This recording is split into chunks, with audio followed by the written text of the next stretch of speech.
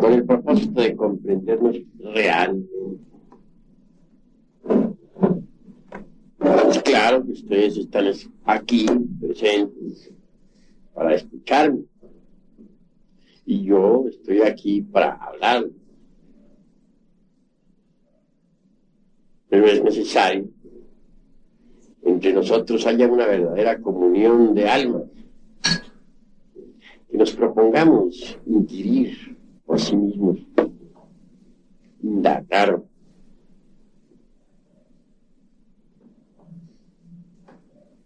buscar, tratar de saber por el objetivo evidente de lograr una orientación en el camino de la autorrealización íntima del ser. Saber escuchar es muy difícil. Saber hablar es más fácil. Sucede que cuando se escucha, se necesita estar abierto a lo nuevo, con mente espontánea, libre de preconceptos, de prejuicios, etc. Mas sucede que el ego, el yo, el mí mismo, no sabe escuchar. Todo lo traduce a sus prejuicios.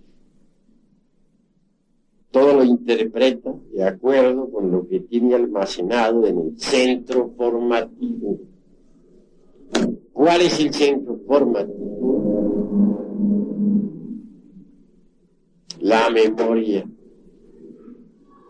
¿Por qué se le llama centro formativo?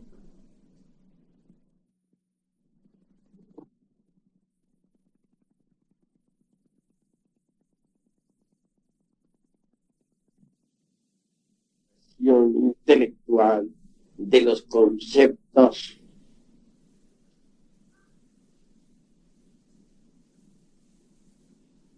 Entendido esto, se hace urgente aprender a escuchar con mente nueva.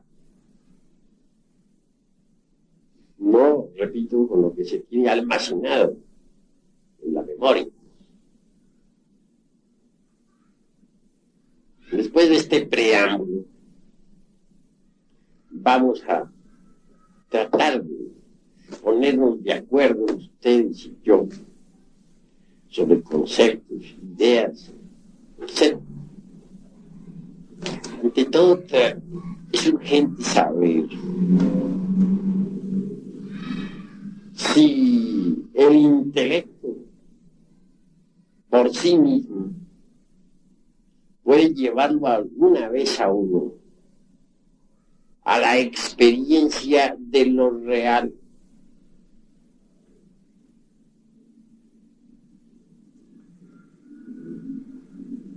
Existen brillantes intelectos, eso no lo podemos negar. Pero estos nunca han experimentado eso que es la verdad.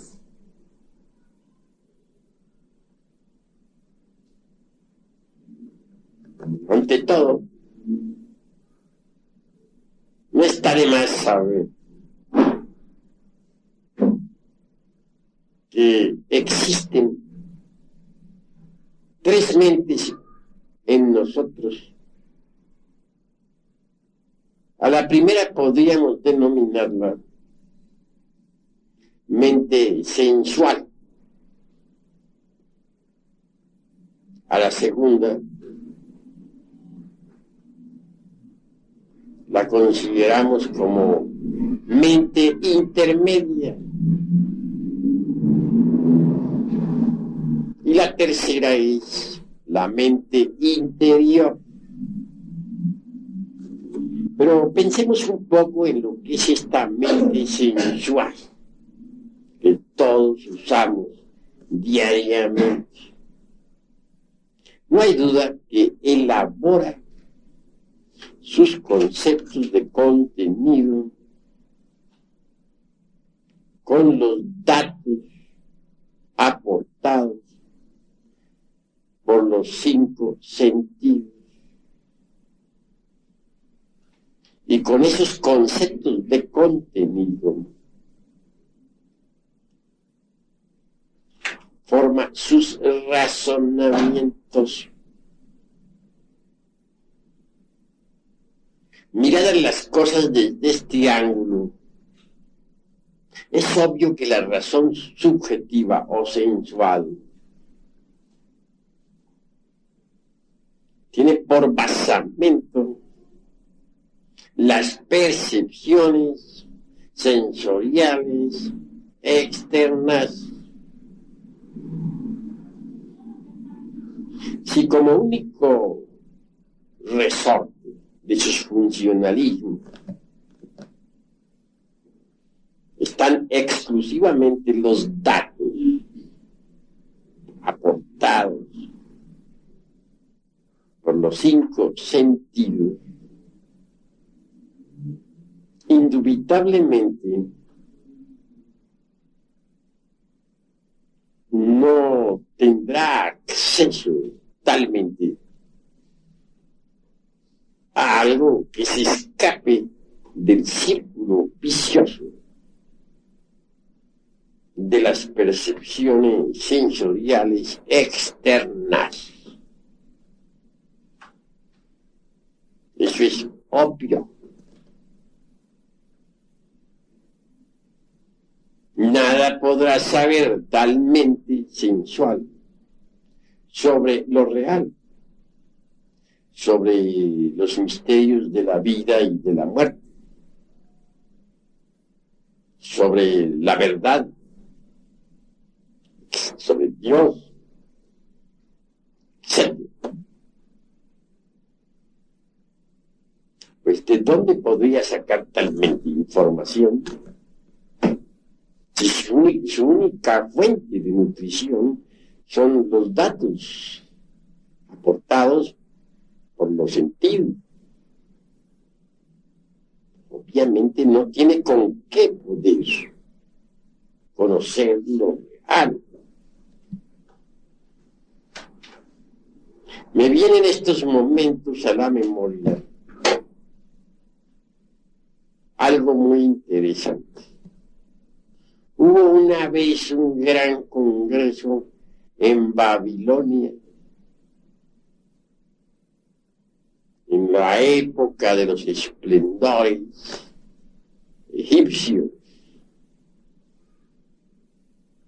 Vinieron gentes de Asiria, Egipto,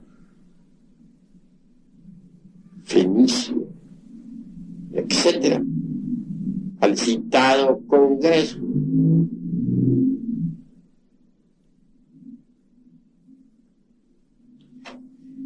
Es claro que el tema resultaba inquietante. Se quería saber, a base de puras discusiones analíticas, si el ser humano tenía o no alma.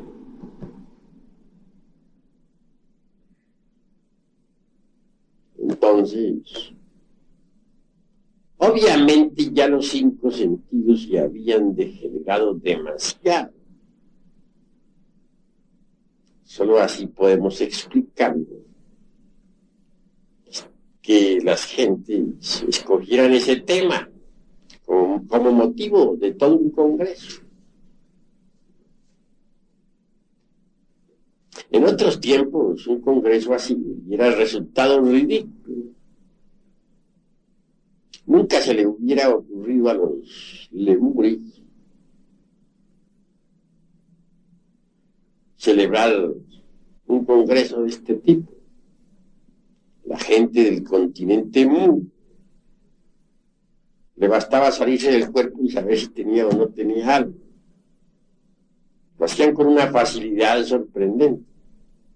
No estaban propiamente atrapados por el organismo físico, de manera que un tema de este tipo solamente podría ocurrirle a una humanidad ya involucionada, decadente, degenerada. Lo cierto fue que, tanto a favor como en contra de la cuestión alma, hubieron muchas discusiones. Al fin subió a la tribuna de la elocuencia un gran sabio, asirio. Ese hombre se había cultivado en Egipto. Había estudiado, pues, los misterios. Y habló con voz muy fuerte, diciendo: la razón nada puede saber sobre la verdad, sobre lo real, sobre el alma, sobre lo inmortal.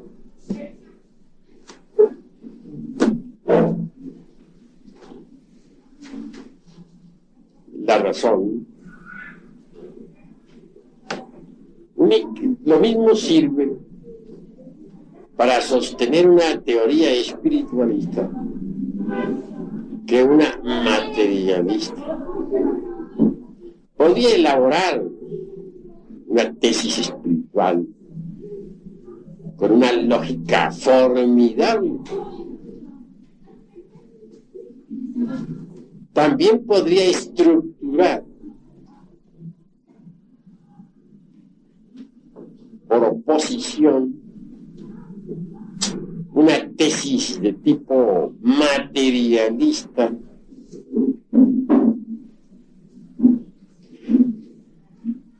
con una lógica de tipo similar.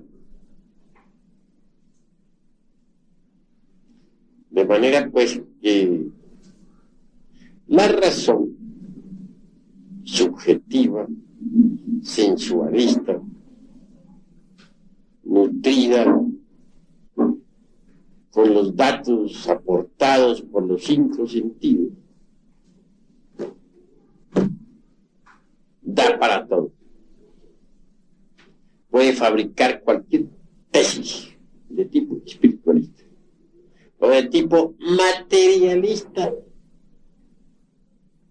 Entonces, no es algo en que se pueda confiar. Existe un sentido diferente, que es el sentido instintivo de la percepción de las verdades cósmicas. Es una facultad del ser. Pero la razón subjetiva por sí misma no puede verdaderamente darnos ningún dato sobre la verdad, sobre lo real. Nada puede saber la razón sensualista sobre los misterios de la vida y de la muerte. Así habló aquel sabio. Y dijo aún más: ustedes me conocen. Tengo prestigio entre ustedes. Saben muy bien que vengo de Egipto. No ignoran que mi vida ha sido de estudio. Y mi mente sensualista no podría aportar datos sobre lo real. Así habló aquel hombre. Y les concluyó diciendo que ustedes no pueden saber con su racionalismo nada sobre la verdad, sobre el alma, sobre el espíritu. Porque la mente racionalista no puede saber nada de esas cosas. Bueno, habló aquel hombre con mucha elocuencia y luego se retiró. Se apartó definitivamente de todo escolasticismo. Prefirió dejar a un lado el racionalismo subjetivista y permitir o desarrollar en sí mismo, mejor dijera, aquella facultad del ser ya citada por mí, que se conoce como percepción instintiva de las verdades cósmicas, facultad que otrora tenía la humanidad en general, pero que se atrofió conforme el yo psicológico, el mí mismo o el sí mismo, se fue desarrollando. Aquel sabio asirio, educado en Egipto, dicen que apartado de toda escuela, se fue pues a cultivar la tierra y a confiar exclusivamente en esa prodigiosa facultad del ser conocida como percepción instintiva de las verdades cósmicas. Pero vamos aún un poco más lejos. Hay una mente diferente a la mente sensual. Quiero referirme en forma enfática a la mente intermedia.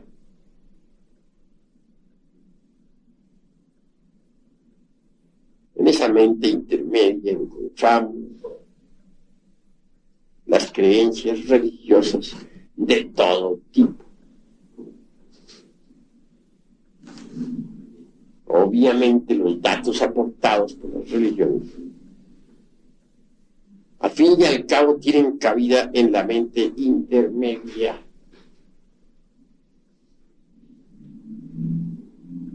Y por último existe la mente interior.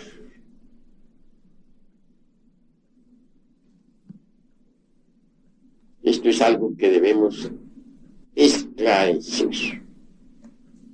La mente interior en sí misma y por sí misma funciona exclusivamente con los datos aportados por la conciencia del ser.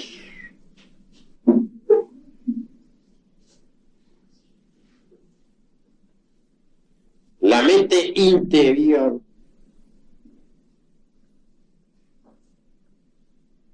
no podría jamás funcionar sin esos datos que proporciona la conciencia interior del ser. He ahí las tres mentes. La mente sensualista en el Evangelio es conocida con todas sus teorías y demás como la levadura de los saduceos. Jesús el Cristo advierte diciendo: cuidaos de la levadura de los saduceos, es decir, de las doctrinas materialistas, ateístas, como la dialéctica marxista. Ese tipo de doctrinas corresponde exactamente a la doctrina de los saduceos, de que habla el Cristo. Mas también advierte el Señor de perfección sobre la doctrina de los fariseos.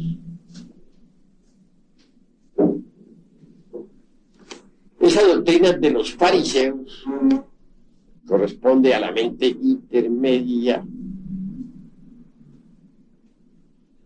¿Quiénes son los fariseos? Son aquellos que asisten a sus templos o a sus escuelas, religiones, sectas, etc., para que todos los vean. Escuchan la palabra, pero no la hacen dentro de sí mismos. Son como el hombre que se mira en un espejo y da la espalda y se va. Únicamente asisten para que otros los vean.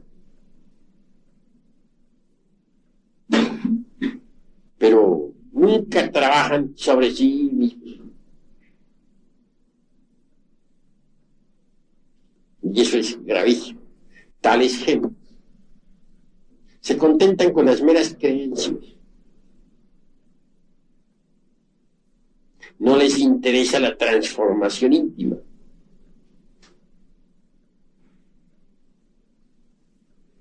Total, pierden su tiempo miserablemente y fracasan. Cuidémonos pues de la levadura de los saduceos y de los fariseos. Y pensemos en abrir la mente interior. ¿Cómo la abriremos? Pues sabiendo pensar psicológicamente. Ustedes aquí reciben clases para el pensar psicológico. Si uno aprende a pensar psicológicamente, logra al fin abrir la mente interior. La mente interior, repito, funciona con los datos de la conciencia superlativa del ser.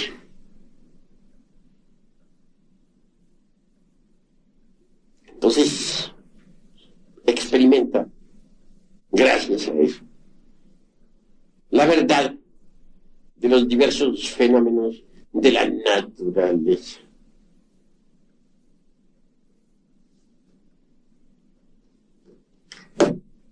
Con la mente interior abierta, podemos nosotros hablar, por ejemplo, sobre la ley del karma. Ya no por lo que otros digan o dejen de decir, sino por experiencia directa. También con la mente interior abierta. Quedamos suficientemente preparados para hablar sobre la reencarnación o sobre la ley del eterno retorno de todas las cosas o sobre la ley de la transmigración de las almas, etc. Pero repito, ya no basados en lo que leímos o en lo que escuchamos de algunos autores, sino en lo que por sí mismos experimentemos de forma real, directa. Eso es obvio. Don Immanuel Kant, el filósofo de Königsberg, hace pues una distinción clara entre la crítica de la razón práctica y la crítica de la razón pura.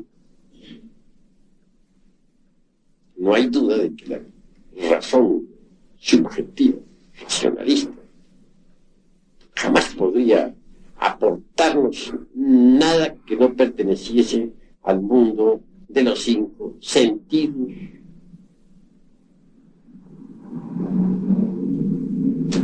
El intelecto por sí mismo es racionalista y subjetivo. Si un intelectual oye hablar un tema sobre reencarnación, sobre karma, exigirá pruebas, demostraciones. como si la razón, como si las verdades, que solo pueden ser percibidas por la mente interior, pudiesen ser demostradas a la mente sensualista.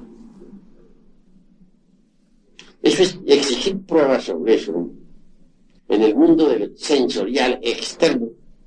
Equivale tanto como a exigirle a un bacteriólogo que estudie los microbios con el telescopio, o como exigirle a un astrónomo que estudie astronomía con un microscopio. Pruebas se exigen, pero las pruebas no se las puede dar a la razón subjetiva, porque la razón subjetiva o sensualista no tiene que ver nada con aquello que no pertenezca al mundo de los 5 sentidos. Y temas como el de la reencarnación, el karma, la vida post-mortem, etc., son de hecho exclusividad de la mente interior, jamás de la mente sensual. A la mente interior sí se le puede demostrar, pero ante todo se exige del candidato a una demostración que haya abierto su mente interior. Si no la ha abierto, ¿cómo haríamos para hacerle una demostración de ese tipo?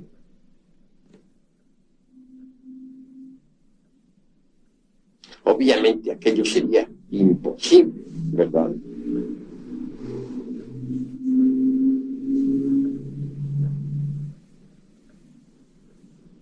Visto esto con claridad, conviene que ahondemos ahora un poco en la cuestión de facultades.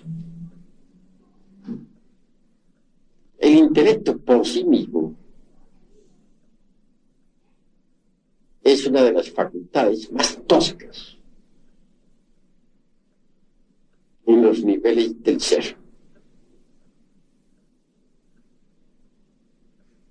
Si queremos volver todo intelecto, jamás llegaremos a la aprehensión de las verdades cósmicas. Indubitablemente,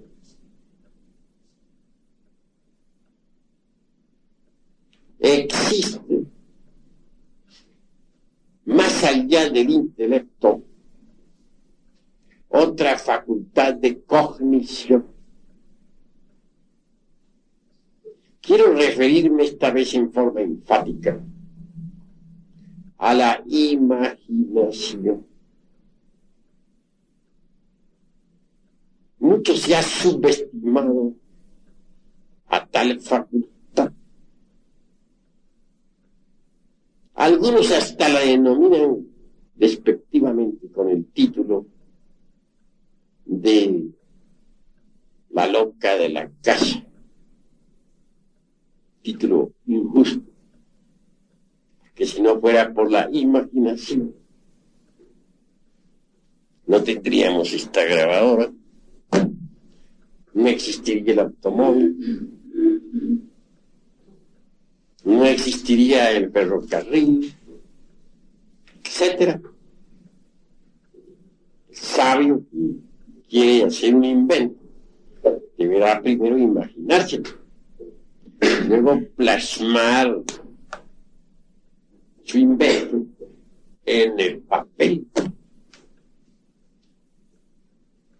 El arquitecto que quiere hacer una casa tendrá primero que imaginarla y después la podrá trazar en el plano, de manera que la imaginación ha permitido crear todo invento. no es pues algo despreciable.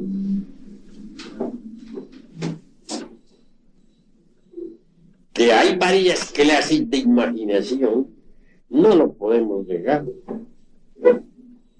La primera podríamos denominarla nosotros imaginación mecánica. Tal tipo de imaginación es la mismísima fantasía. Obviamente ella está constituida con los desechos de la memoria. No sirve. Y es hasta perjudicial. Mas existe en verdad otro tipo de imaginación.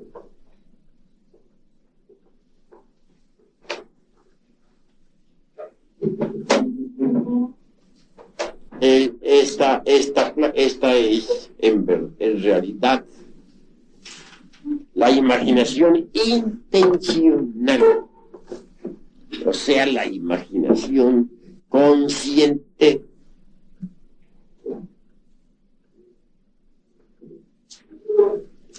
Obviamente, la misma puede desarrollarse espléndidamente y darnos acceso al ultra de todas las cosas. La naturaleza misma posee imaginación. Eso.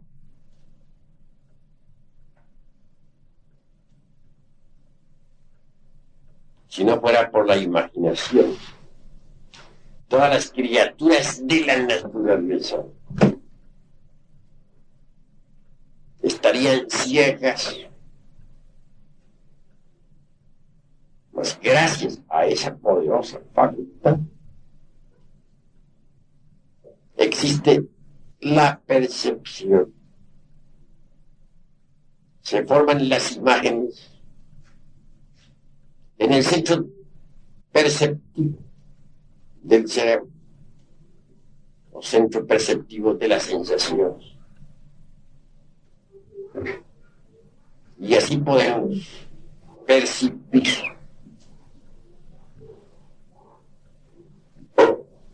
la imaginación creadora de la naturaleza. Ha dado origen a las múltiples formas existentes en todo lo que es.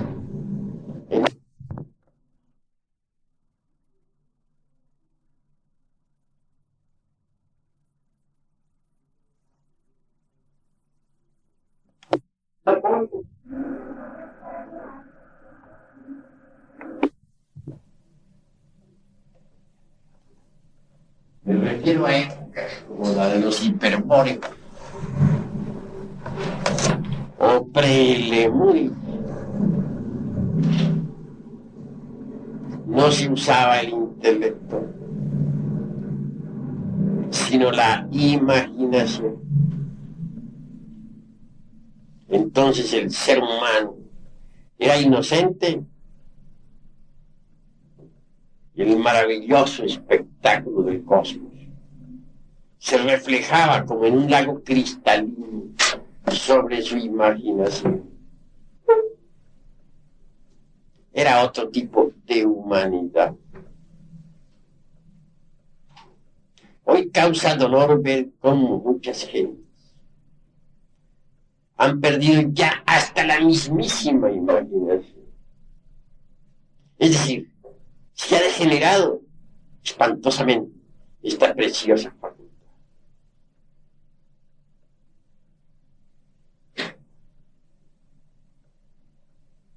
Es posible desarrollar la imaginación. Esto nos llevaría más allá de la mente sensual. Esto nos enseñaría a nosotros a pensar psicológicamente. Ya dijimos y repetimos que solo el pensar psicológico puede abrirnos las puertas de la mente interior.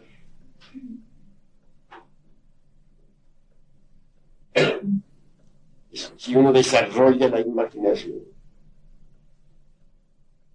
puede aprender a pensar psicológicamente. Imaginación, inspiración, intuición son los tres caminos obligatorios de la iniciación.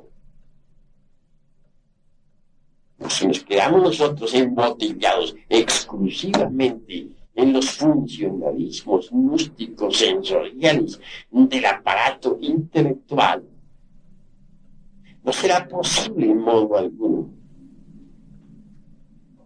subir por los escalones de la imaginación, de la inspiración y de la intuición. No quiero decirles a ustedes que el intelecto no sirva. Lejos estoy de hacer tamaña afirmación. Lo que estoy es aclarando conceptos. Toda facultad dentro de su órbita es útil. Fuera de su órbita es inútil. Un planeta cualquiera es útil dentro de su órbita. Fuera de su órbita es inútil y catastrófico. Lo mismo son las facultades del ser humano. Tienen su órbita. Querer sacar a la razón de su órbita, a la razón sensualista, es absurdo. ¿Por qué caer en el escepticismo materialista? Muchas gentes. ¿A qué se debe que a unos estudiantes del pseudo-esoterismo y pseudo-ocultismo tan en boga en estos tiempos estén luchando siempre contra las dudas?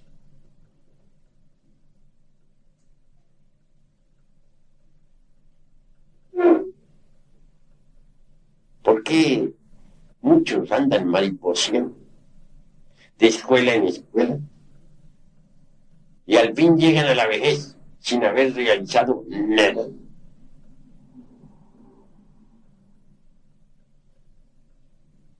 A través de la experiencia he podido observar que aquellos que se quedan embotellados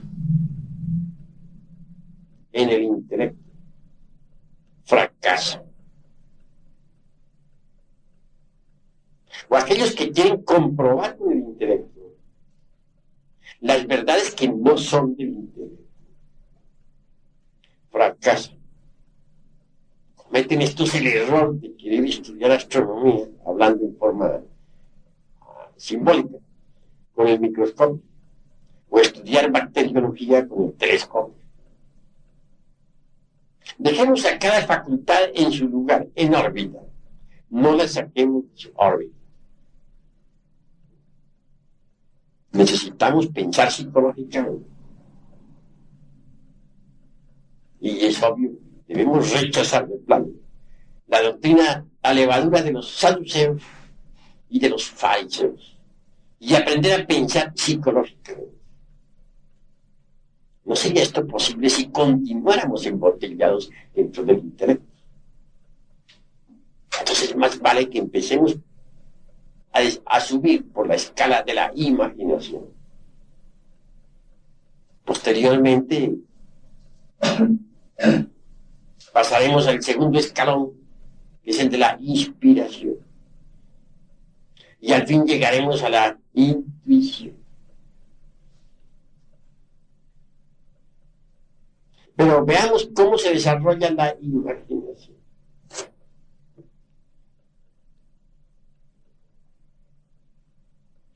Se puede empezar con un ejercicio sencillo. Muchas veces hablé yo sobre el ejercicio del vaso con agua. Un ejercicio fácil. Si uno pone un vaso con agua a esta distancia, si en el fondo del vaso deposita un espejito, si añade al agua azogue algunas gotas, y si luego se concentra uno en el centro mismo del vaso y en todo el centro, es decir, sobre el agua, en forma tal que la vista atraviese el cristal, pues obviamente tendrá un ejercicio espléndido para el desarrollo de la imaginación. Tratará de ver en esa agua la luz astral. Sí, hará un gran esfuerzo por verla. En principio no verá nada, es que es obvio. Después de algún tiempo de ejercicio, verá el agua de colores. Comienza a percibir la luz astral. El sentido de autoobservación psicológica entra en actividad. Y mucho más tarde, si pasa un carro por la calle, por ejemplo, verá en el agua una cinta de luz y verá el carro caminando por esa cinta de luz. Esto indica que ya comienza a percibir con la facultad trascendental de la imaginación. Por último, llegará el día en que ya no necesitará para nada del vaso con agua para ver, sino que verá el aire de distintos colores, verá el aura de las gentes. Bien sabemos que cada persona carga un aura de luz a su alrededor. Esa aura tiene diversos colores. El escéptico lleva siempre una aura de color verde, verde brillante. El devoto lleva una aura de color azul. El amarillo revela mucho intelecto. El verde sucio, escepticismo. El gris, tristeza. El gris plomo, mucho egoísmo. El negro representa el odio. El rojo sucio, la lujuria, la fornicación. El rojo brillante, centelleante, la ira, etc. Obviamente, para llegar a ver así la aura de las gentes, pues hay que trabajar mucho. En este ejercicio habrá que trabajar por lo menos 3 años, 10 minutos diarios, sin dejar un solo día de trabajo. Obviamente, si tiene esa firmeza como para practicar ese ejercicio 10 minutos diarios, llega el momento en que tiene que desenvolverse en él la facultad de la imaginación o clarividencia, que es otro término que le pondríamos al de la imaginación.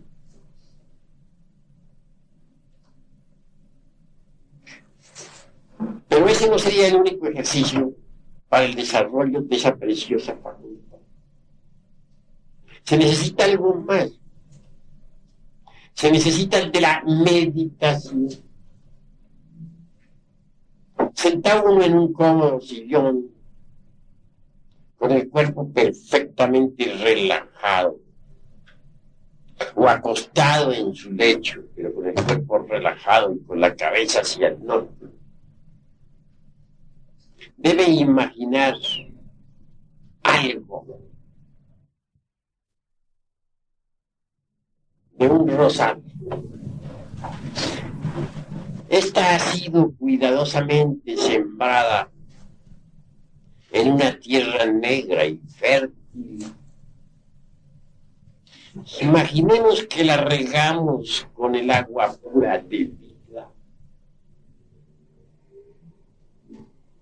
Con continuando con este proceso imaginativo trascendental y trascendente a su vez, visualicémosla en el proceso de crecimiento, cómo el tallo brota al fin, cómo se desenvuelve maravillosamente, cómo surgen las espinas de entre aquel tallo y al fin echa ramas diversas. Imaginemos cómo a su vez aquellas ramas se cubren de hojas hasta que al fin aparece un capullo que se entreabre deliciosamente y es la rosa. En estado de manteiga, como dijeran los iniciados de Eleusis, hablando a lo griego y tal vez hasta a lo órfico, diríamos que conviene hasta sentir en sí mismos el aroma delicioso. Se escapa de entre los pétalos rojos o blancos de la preciosa rosa.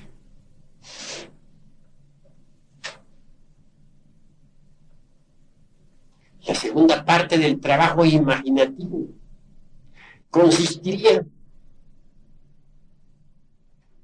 en visualizar con entera claridad meridiana el proceso del morir de todas las cosas. Bastaría imaginar cómo aquellos pétalos olorosos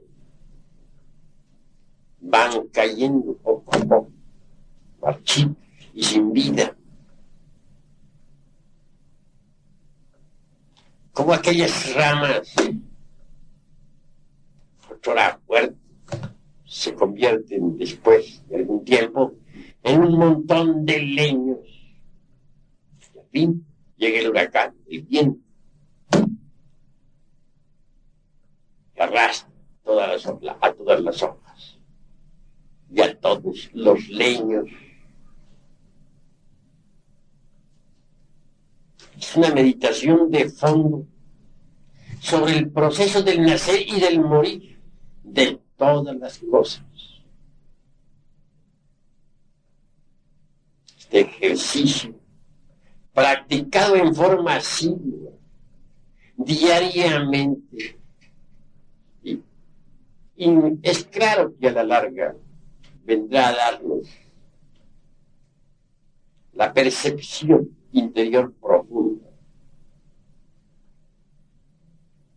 de aquello que podríamos denominar mundo astral.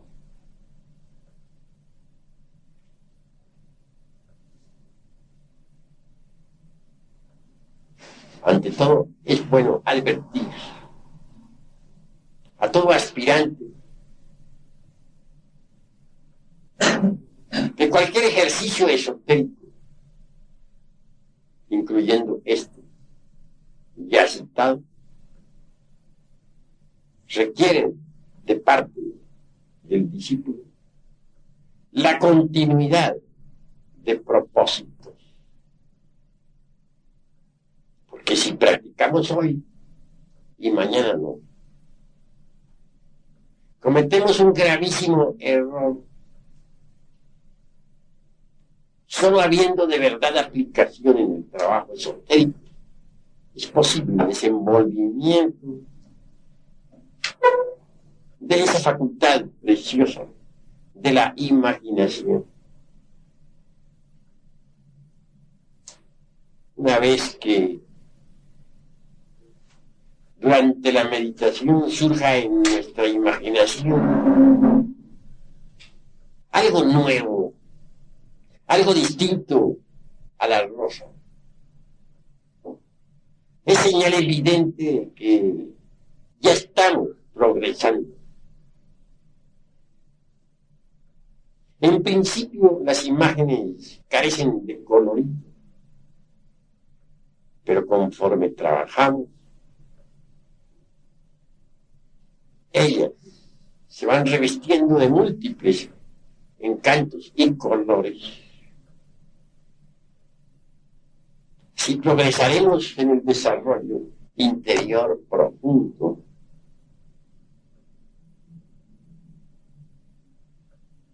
un paso más avanzado en esta cuestión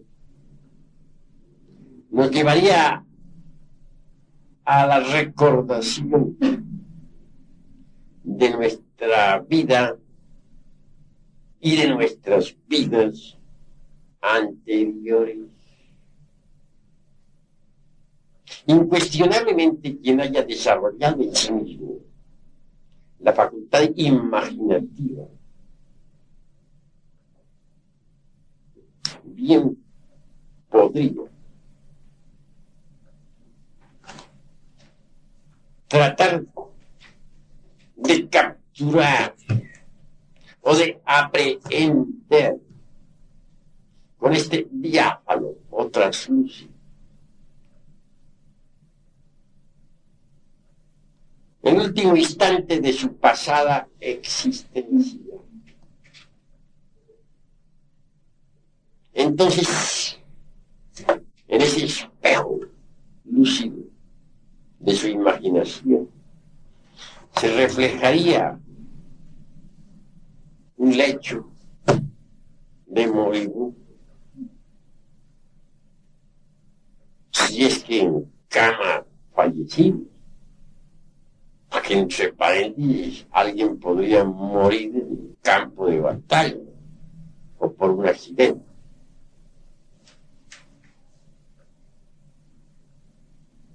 Sería interesante ver a sus seres queridos, a esos que en la pasada existencia, en la hora suprema,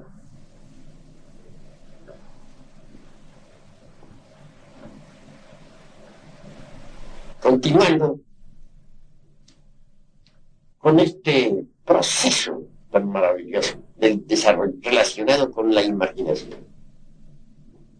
Podría intentarse conocer ya no solamente el último instante de su vida anterior, sino el penúltimo, el trasantepenúltimo, los últimos años, los penúltimos, hasta la juventud, la adolescencia, la niñez. Y así venir a recapitular preciosamente toda la vida pasada.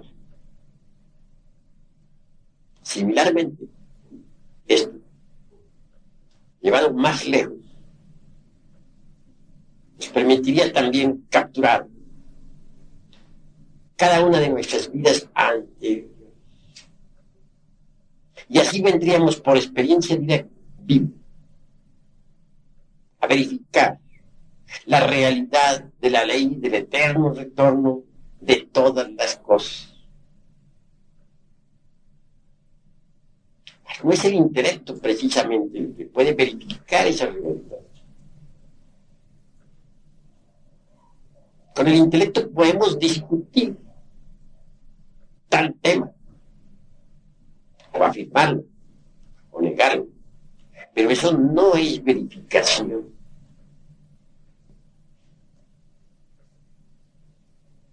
Así pues, los invito a ustedes a la comprensión.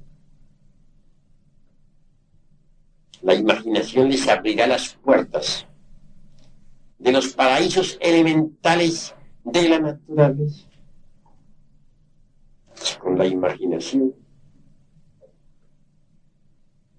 tratamos de percibir un árbol. Si meditamos en el mismo, veremos que está compuesto de multitud de pequeñas celulosas.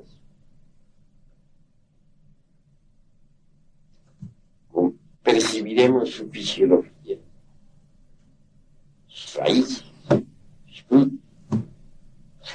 también lograremos ahondar un poco más y ver directamente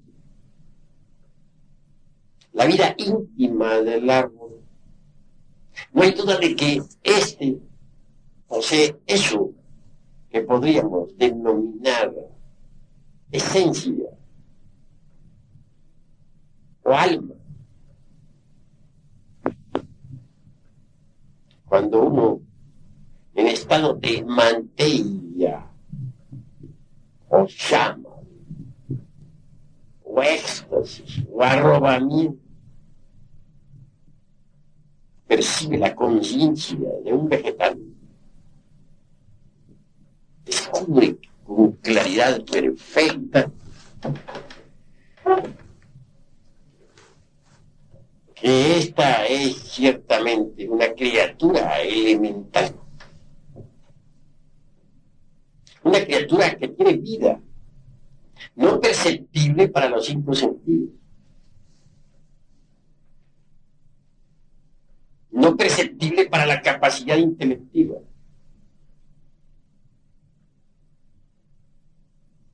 excluida completamente del terreno místico sensorial, mas sí perfectamente perceptible para el translúcido.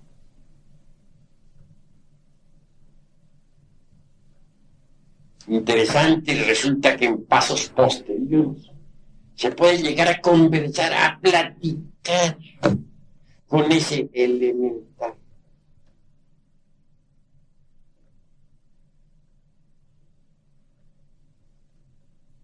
Obviamente, la cuarta vertical posee sorpresas insólitas. Indubitablemente el Edén de que nos habla la Biblia es la misma cuarta dimensión de la naturaleza. El paraíso terrenal es la cuarta coordenada. Los campos elíseos, la tierra prometida, donde los ríos de agua pura de vida manan leche y miel. Es precisamente la cuarta dimensión de nuestro planeta Tierra. La imaginación creadora es translúcida, el espejo mirífico del alma, bien desarrollado con eficiencia idónea, mediante reglas esotéricas exactas. Indubitablemente nos permite la verificación exacta, la verificación de lo que aquí estoy afirmando en forma enfática. Pues yo les invito a ustedes claramente al análisis superlativo de todo esto. Yo les invito a el desarrollo de esa facultad cognoscitiva, conocida siempre como imaginación. Es una facultad extraordinaria.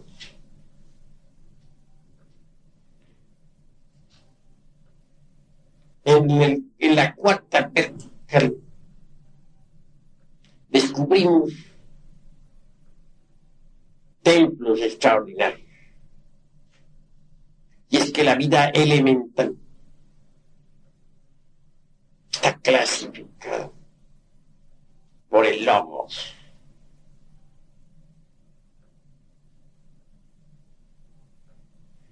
Una es la familia, por ejemplo, de los naranjales y otra la de los eucaliptos. Para cada familia vegetal existen templos de la naturaleza. Los devas citados por los textos teosofistas, pseudoesoteristas o ocultistas, gobiernan la vida elemental. Estos devas son hombres perfectos en el sentido más completo de la palabra, iniciados, que saben manipular las leyes de la naturaleza.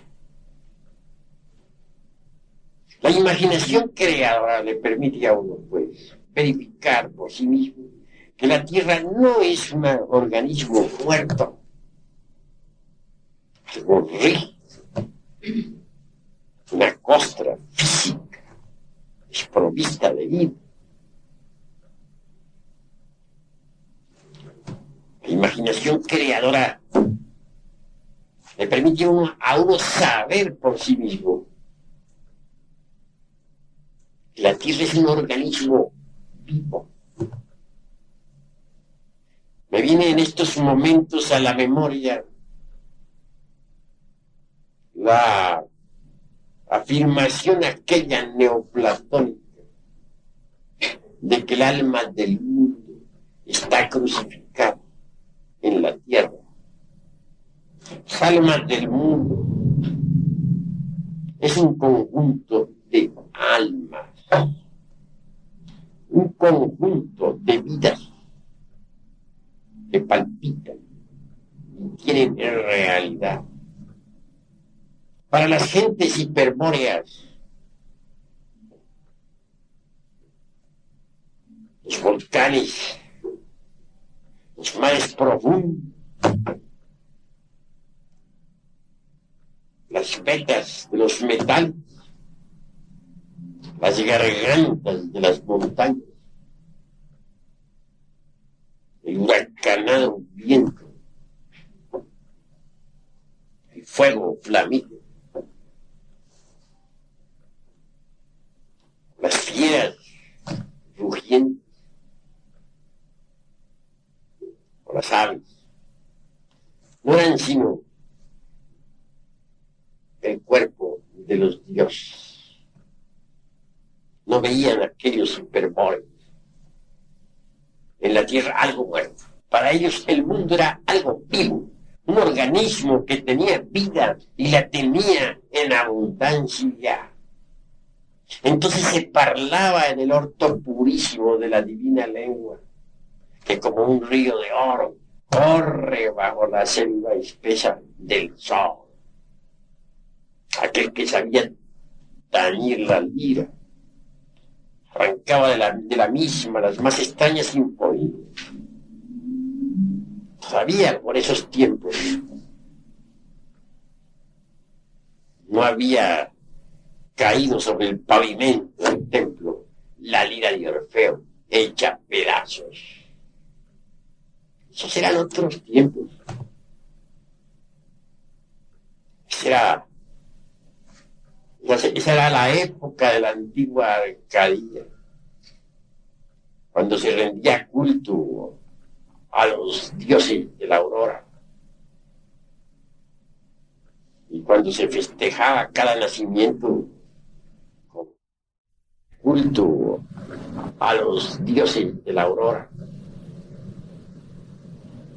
y cuando se festejaba cada nacimiento con fiestas místicas trascendentales.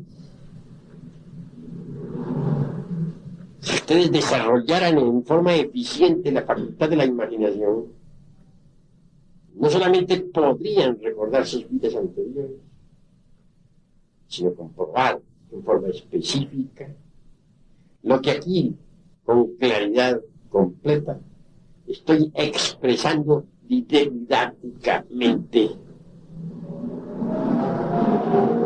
Mas la imaginación en sí misma y por sí misma no es más que el primer escalón. Un segundo escalón más elevado nos lleva a la inspiración. La facultad de la inspiración nos permite platicar cara a cara con toda partícula de vida elemental. La facultad de la inspiración nos permite sentir de nosotros mismos el palpitar de cada corazón.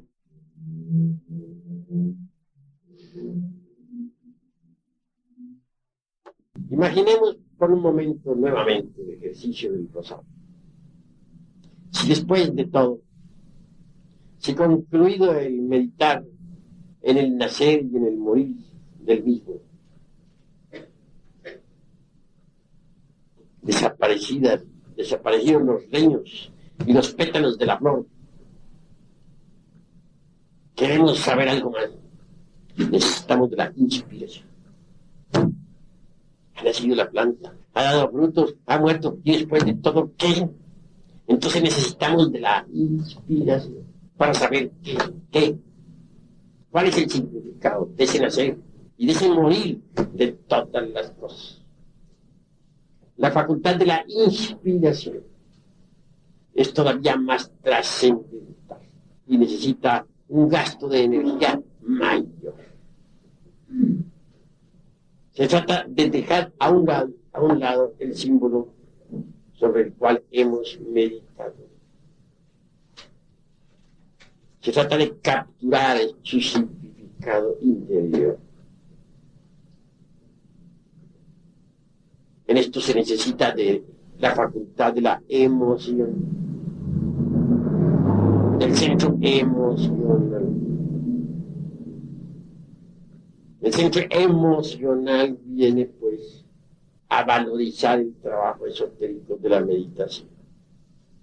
El centro emocional nos permite sentirnos inspirados. Y luego, inspirados, conoceremos el significado del nacer y del morir de todas las cosas.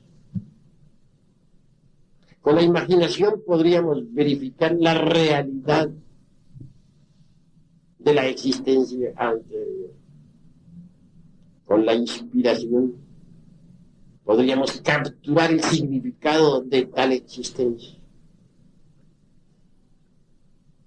su motivo, su causa, su porqué.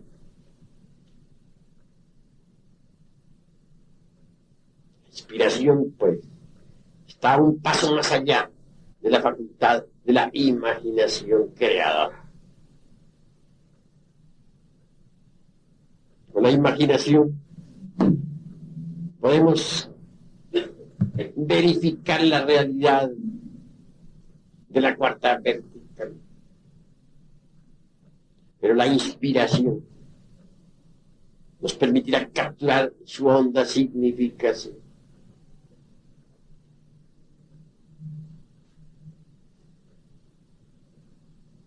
Por último, más allá de la facultad de la imaginación y de la inspiración, tenemos que llegar nosotros a las cimas de la intuición.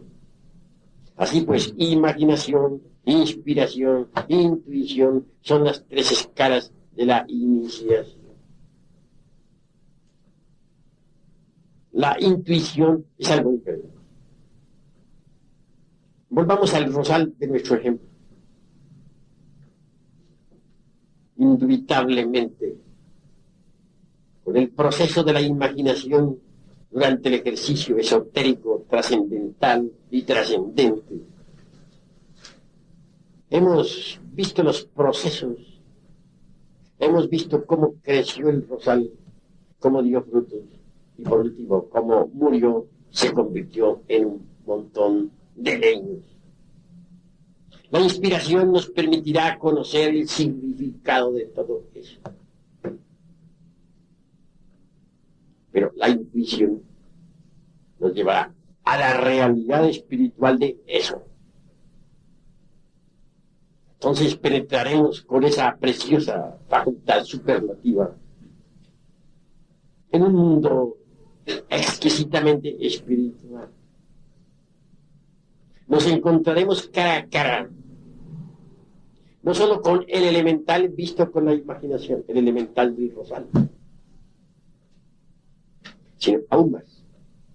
Nos encontraremos con la chispa virginal, o la mónada divinal, o partícula ígnea suprema del rosal. Penetraremos en un mundo donde hallaremos a los Elohim, creadores citados por la Biblia, mosaica o hebraica.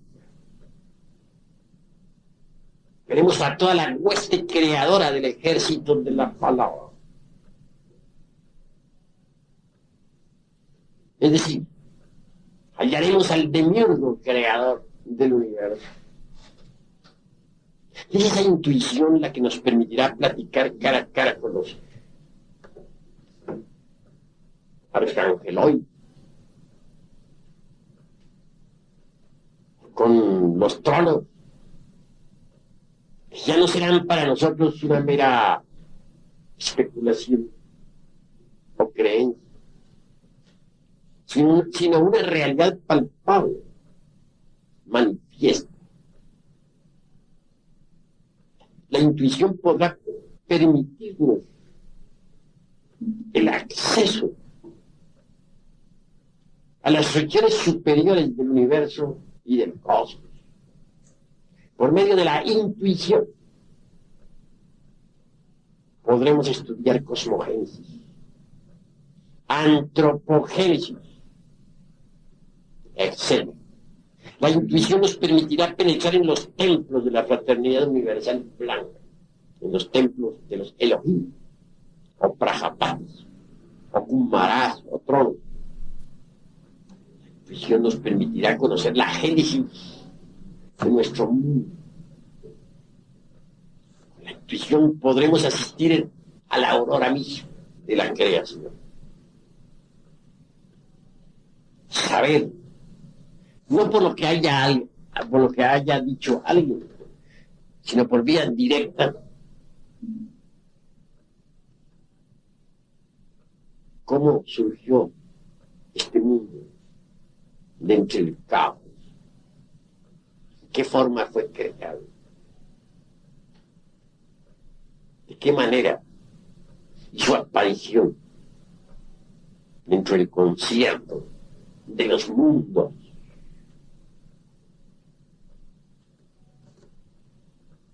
La intuición, pues, nos permitirá saber ya, en forma específica y directa, lo que no saben los brillantes intelectos de la época. Pues existen muchísimas teorías en relación con el mundo, con el universo, con el cosmos. Y estas pasan de moda constantemente, como los remedios de farmacia, como las modas de las damas y de los caballeros. Una teoría le sigue otra, y a otra. Y al cabo el intelecto no hace sino especular y fantasear a lo lindo, sin poder experimentar jamás lo real. Pero la intuición le permite a uno conocer lo real. Es la facultad cognoscitiva trascendental. Grandioso es poder asistir al espectáculo del universo, sentirse uno por un momento aparte de la creación, mirar el mundo como si este fuese un teatro y uno un espectador, evidenciar como un cometa sale del caos, surge pues del no ser, que es el real ser, cualquier unidad cósmica. Es la intuición la que le permite uno saber que la Tierra existe por el karma de los dioses, que si no, no existiría. Es la intuición la que le permite uno verificar el crudo realismo de tal karma. Ciertamente, aquellos Elohim, Prajapati, su ángel, en su conjunto constituyen lo divinal, actuaron en un pasado ciclo de manifestación, mucho antes de que la Tierra y el sistema solar hubieran surgido a la existencia. Veamos un caso muy simpático. Mucho se discute sobre la luna. Piensan muchas gentes de que este es un pedazo de tierra lanzado por la fuerza centrífuga del universo al espacio. Algo así como quien dispara un cohetón. Mas la intuición le permite a uno verificar las cosas en forma completamente diferente. La intuición le permite a uno saber que la luna es muchísimo más antigua que la Tierra. Por algo es que nuestros antepasados de Anáhuac decían la abuela luna. Ella es obviamente nuestra abuela. Ella es la madre de la tierra y la tierra es la madre de nosotros, total es nuestra abuela. Conceptos sabios de Anáhuac.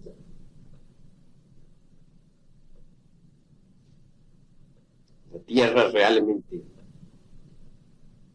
surgió mucho más tarde en el devenir de los siglos.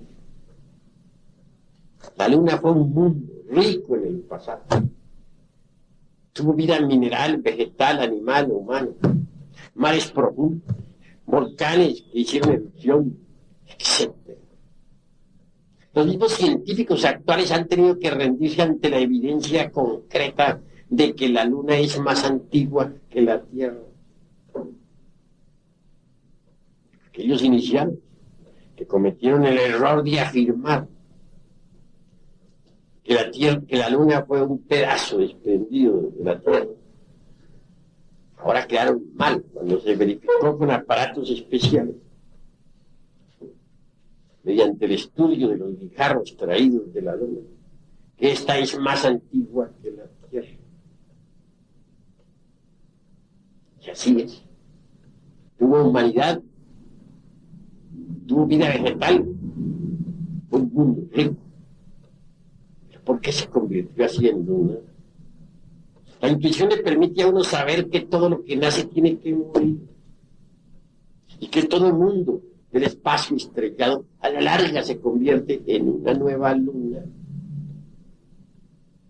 Esta tierra que nosotros habitamos un día envejecerá y morirá. Y se convertirá en una nueva luna.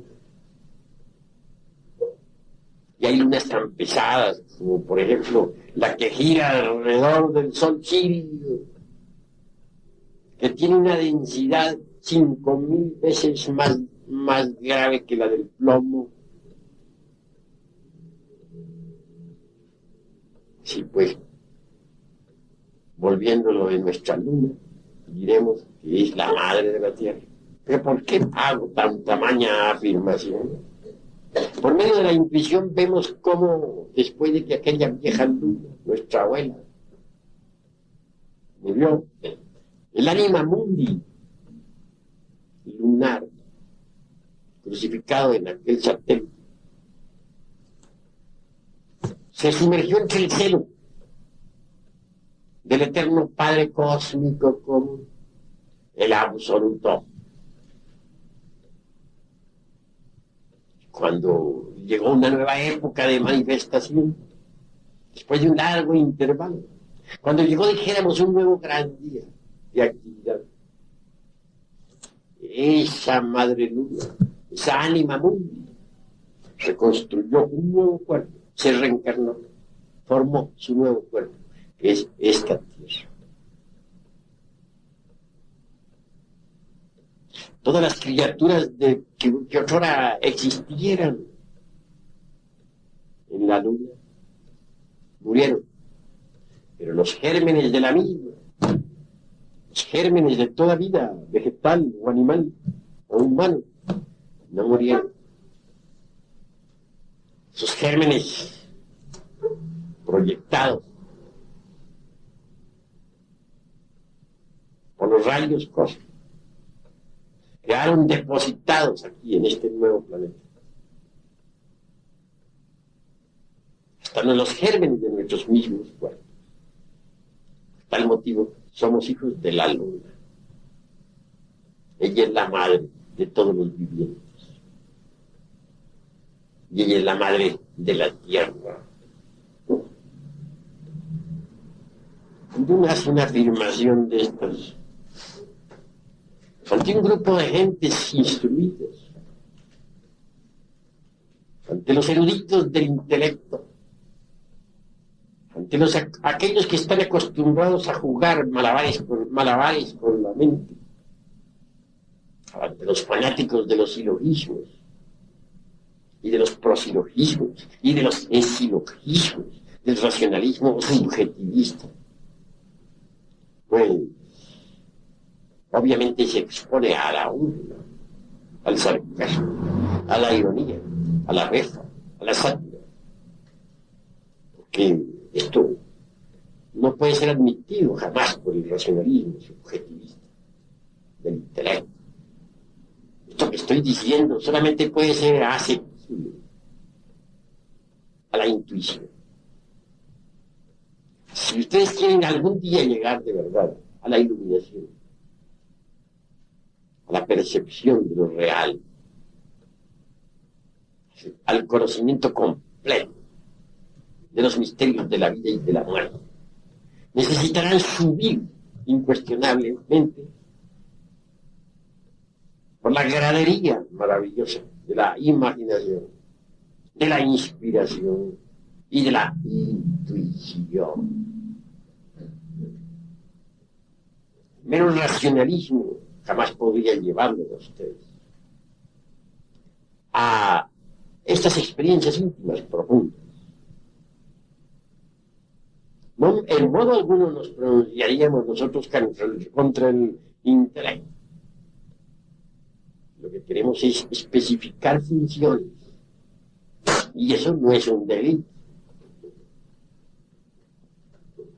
Indubitablemente el intelecto es útil dentro de su órbita. Fuera de órbita, repito lo que ya dije al empezar esta plática, que resulta inútil. Pero si nosotros nos fanatizamos con el intelecto y de plano nos negamos a querer subir por los escalones de la imaginación, jamás llegaríamos indubitablemente a pensar psicológicamente.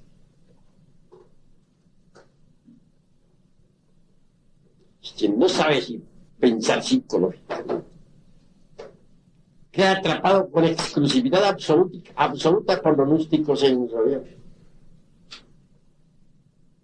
Y hasta puede convertirse, de hecho, en un fanático de la dialéctica marxista.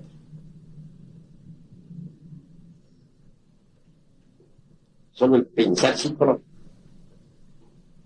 abrirá la mente interior. Eso es. Quien ha subido por los escalones de la inspiración y de la intuición, indubitablemente, de hecho, ha abierto las puertas maravillosas de la mente interior. Surgen los intuitos desde adentro, se expresan a través de la mente interior. Es decir, la mente interior sirve de vehículo a los intuitos. Esta mente interior es la misma razón objetiva, especificada claramente por un Jeff, o por un Spencer, o por un Colin, o por un Nikon. Poseer razón objetiva, haber abierto la mente interior. Y la mente interior funciona exclusivamente con los intuitos, con los datos del ser, de la conciencia, de lo superlativo, de lo étnico, de aquello que es trascendental y trascendente en nosotros, y no de otro modo. Bien. Habiendo planteado este tema, queda abierta la discusión.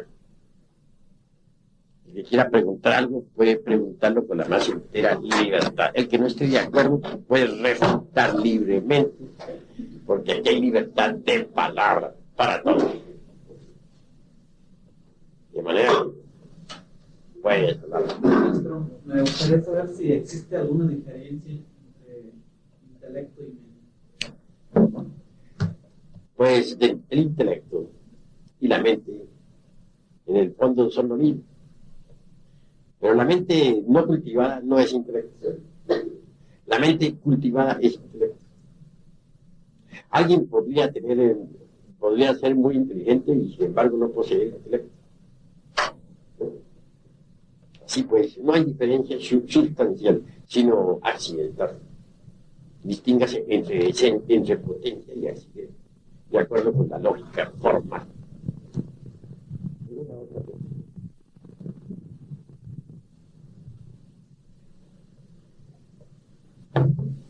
A ver, todos tienen, no teman, pregunten, para que vayamos nosotros aclarando puntos. A ver, toma la palabra ya.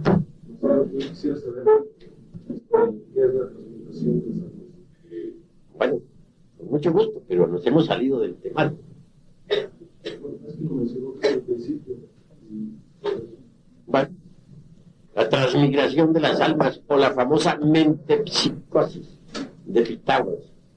Precisamente en este momento en que tú haces esa pregunta, me viene a la memoria un caso interesante. Algún día por esas calles de Atenas ladró un perro. No solamente ladró, sino chilló también y aulló. Bueno, lo cierto fue que Pitágoras andaba por ahí junto con sus discípulos. Enojado, uno de sus discípulos le dio de patadas al pobre can. Entonces el sabio les reprendió, diciendo: no golpees a ese animal, porque en él he reconocido el alma de un amigo mío que murió hace tantos años. Algo insólito, diría, ¿verdad? Y merece que se explique todo eso.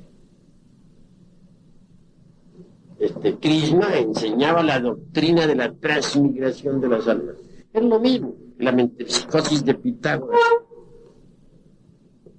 Vale la pena explicarlo, y explicarlo de verdad. Sucede que todo ser humano, o todo humanoide, para hablar más claro, posee en sí mismo eso que podríamos denominar ego animal. No es el ego algo meramente individual,